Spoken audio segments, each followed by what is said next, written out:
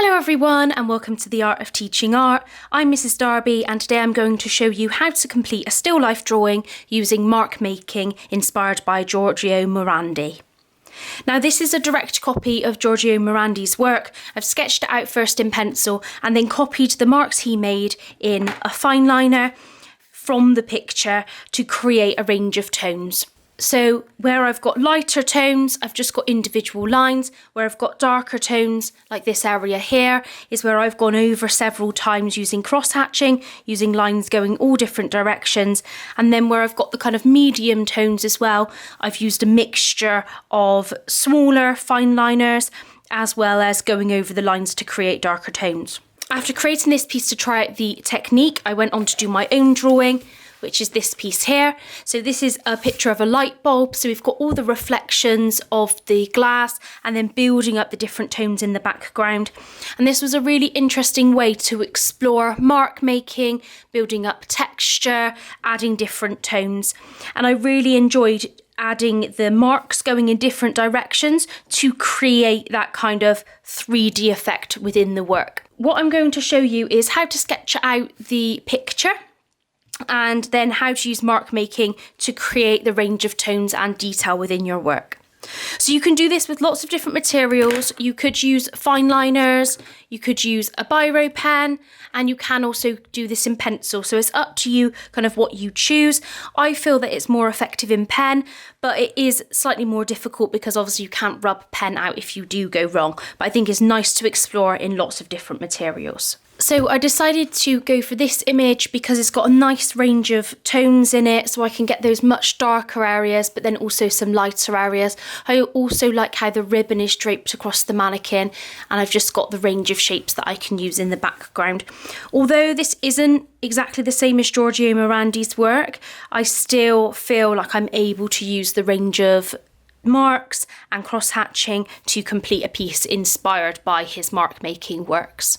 Now I'm just going to pop in a picture of Giorgio Morandi's work so you can see the effect that I'm going for. So just using mark making, building up meticulous hatching to create that range of tones. So let's get started.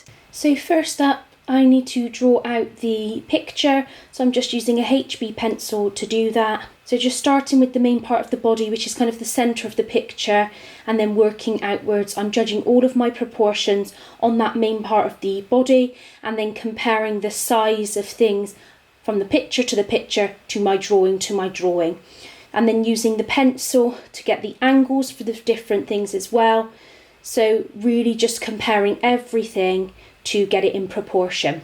Making adjustments where I need to. Remember, you won't get it right perfectly first time. You might need to make a few adjustments. There are other ways to draw things out using graphite transfer or gridded drawing if you find this easier. The way I've drawn this has gone off the page slightly, but I don't need to worry too much about that. I think it's going to be fine. So now working with a fine liner. So I put down a base layer of simple marks and then build it up. Any areas that I want to be darker, I'm working first drawing lines in one direction and then working over the top of them, drawing lines in the other direction. If I've just got a darker edge shadow, I just do a little bit of mark making just on the edge. What I don't want in this is any lines outlining objects, so you just want the cross-hatching to be next to cross-hatching. So working on the darker section behind the mannequin now, so lines going upwards and across to create that cross-hatching. What you'll find is I do horizontal lines, then vertical lines, and then diagonal lines, so always building up the different sections. So on that lighter area of ribbon, I've just done hatched lines across, and then just working bit by bit. So remember again with the ribbon here, I am looking at the shapes of the shadows on the ribbon and on the body of the mannequin, rather than thinking I'm drawing a mannequin, I'm drawing a ribbon. So working on that dark area just between the hand of the mannequin, and you can see I'm going over it several times to build it up, and sometimes I'm pulling away, looking over the whole thing to see where there are shadows, see where I need to add more detail. So again, just working on the mannequin's wrist and on the hand. It's quite light, the hand, so I'm not putting too much cross-hatching on there, and then building in the darker areas.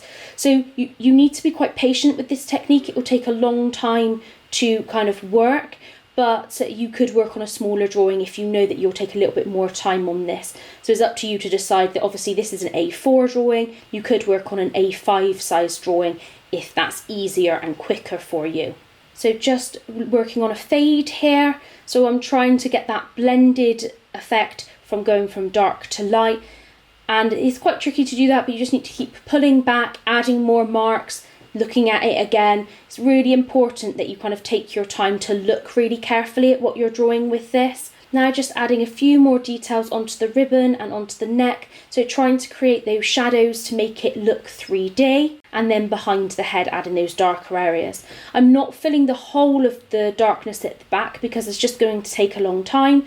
If I was working on this more, I might decide to continue to fill the whole area at the back. Sorry, my cat's just come in now. He wanted to be part of the video.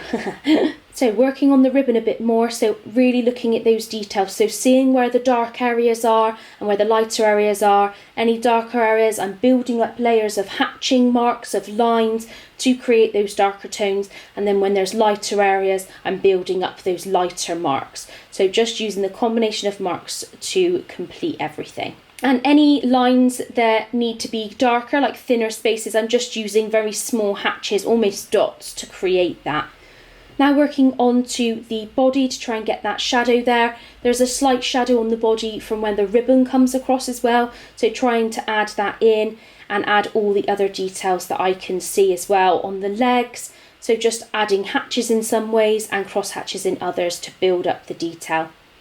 So it's just really important that you look at what you're drawing, you pay really close attention to the detail of the tone, you think about the neatness of your mark, so you're not just doing this in a scruffy way, you're trying to do this really nice and neatly, keeping your lines going either vertically, horizontally or diagonally, and just building up your work kind of over time to create this overall piece.